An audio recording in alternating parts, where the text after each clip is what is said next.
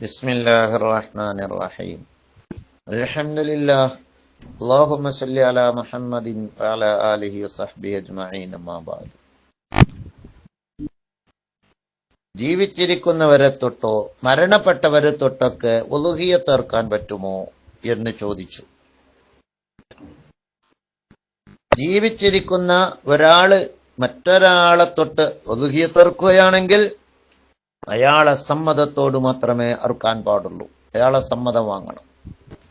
സമ്മതമില്ലാതെ ഒരിക്കലും തന്നെ അറുക്കാൻ പാടുള്ളതല്ല. അപ്പോ സമ്മതമൊന്നും ചോദിച്ചാൽ അതങ്ങോട്ട് അറുത്തു മറ്റൊരാളെ തൊട്ട് അത് ഉളുഹിയ്യത്തായി വീടുകയില്ല. മരണപ്പെട്ടവരെ തൊട്ട് ഉളുഹിയ്യത്ത് അറുക്കാമോ? മരിച്ചുപോയ വാപ്പയെ തൊട്ടോ ഉമ്മയെ തൊട്ടോ വല്യമ്മയെ തൊട്ടൊക്കെ വസിയ്യത്ത് ചെയ്തെങ്കിൽ മാത്രമേ, മരിച്ചവർ ജീവിച്ചിരിക്കുന്ന കാലത്ത് വസിയ്യത്ത് ചെയ്തെങ്കിൽ മാത്രമേ മരണപ്പെട്ടവരെ തൊട്ടറുക്കാൻ പറ്റുകയുള്ളൂ. അല്ലെങ്കിൽ അറിവ് സ്വഹീഹാവുകയില്ല എന്നതാണ്. ഇനി വേണമെങ്കിൽ ആ ഉളുഹിയ്യത്തിന്റെ കൂലി, ഒരു കൂലിയുടെ ഒരു വിഹിതം മരിച്ചവർക്ക് ഹദിയ ദുആ ചെയ്യുകയോ മറ്റോ ഒക്കെ ചെയ്യാം എന്നത് മറ്റൊരു വിഷയം. മരിച്ചവർക്ക് ഉളുഹിയ്യത്താകുകയില്ല. ഉളുഹിയ്യത്ത് അർത്ഥവൻക്കാണ് മരിച്ചവർക്ക് അതിന്റെ കൂലി അധികം ചെയ്യാം. വസിയ്യത്ത് ചെയ്തെങ്കിൽ ഓക്കെ, വസിയ്യത്ത് ചെയ്തെങ്കിൽ അത് മരിച്ചവരെ തൊട്ടും ഉളുഹിയ്യത്ത് അർക്കാവുന്നതാണ്. വസിയ്യത്ത് ചെയ്തിട്ടില്ലെങ്കിൽ മരിച്ചവരെ തൊട്ട് ഉളുഹിയ്യത്ത് അർക്കാൻ പാടില്ല, പറ്റൂല. മറിച്ച് എങ്കിലും നമ്മൾ അർത്തിട്ട് അതിന്റെ മിസ്ല സവാബ് മരിച്ചവരിലേക്ക് ഹദിയ ചെയ്യുകയോ ദുആ ചെയ്യുകയോ ചെയ്യുന്നതിന് വിരോധമില്ല എന്ന് മനസ്സിലാക്കാം.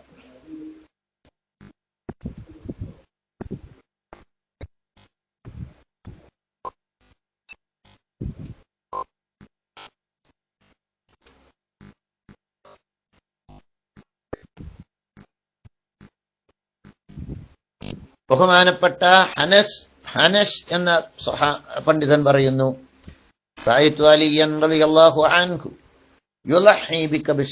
അലി റളിയല്ലാഹു അൻഹു രണ്ട് കുട്ടനാടിനെ ഉളുഹിയ്യത്ത് അർക്കുന്നു. ഫഖുൽതു ലഹു മാ ഹാദാ, ഇതെന്താന്ന് ചോദിച്ചു അലിയാരോട്.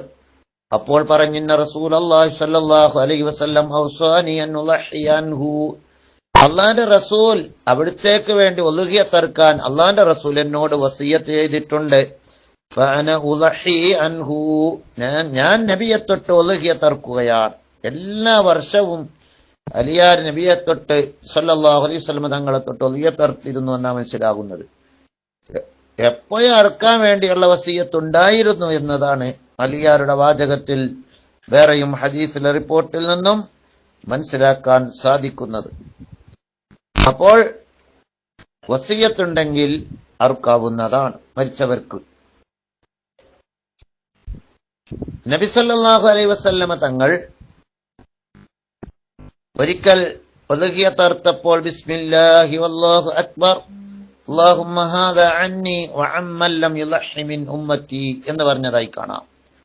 അല്ലാഹു അക്ബർ എന്നൊക്കെ പറഞ്ഞിട്ട് അല്ലാഹു അക്ബർ എന്നൊക്കെ പറഞ്ഞിട്ട് പറയാണ്, അല്ലാഹുമ്മ ഹാദാ, അല്ലാഹുവേ ഇത് എന്നെ തൊട്ടാണ്, വഅമ്മൻ ലം യുളഹി മിൻ ഉമ്മത്തി, എന്റെ ഉമ്മത്തിൽ ഉളുഹിയ്യത്ത് അർക്കാത്ത എല്ലാവർക്കും വേണ്ടിയാണ് എന്ന് പറഞ്ഞതായി കാണാം.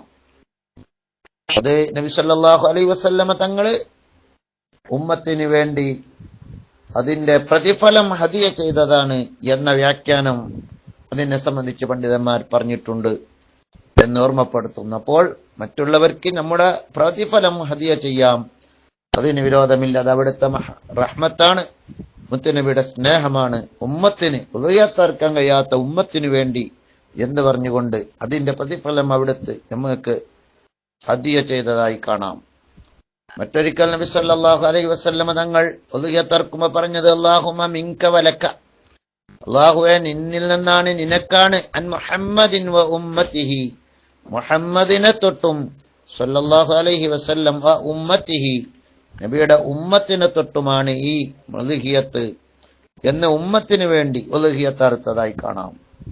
ഏതായിരിക്കട്ടെ, അതൊക്കെ അവിടുത്തെ മഹബത്താണ്. അതിന്റെ പ്രതിഫലം ഉമ്മത്തിനു വേണ്ടി, അല്ലെങ്കിൽ ഉമ്മത്തിന് വേണ്ടി അവിടെ ഹദിയ ചെയ്തതാണെന്ന് മനസ്സിലാക്കാം.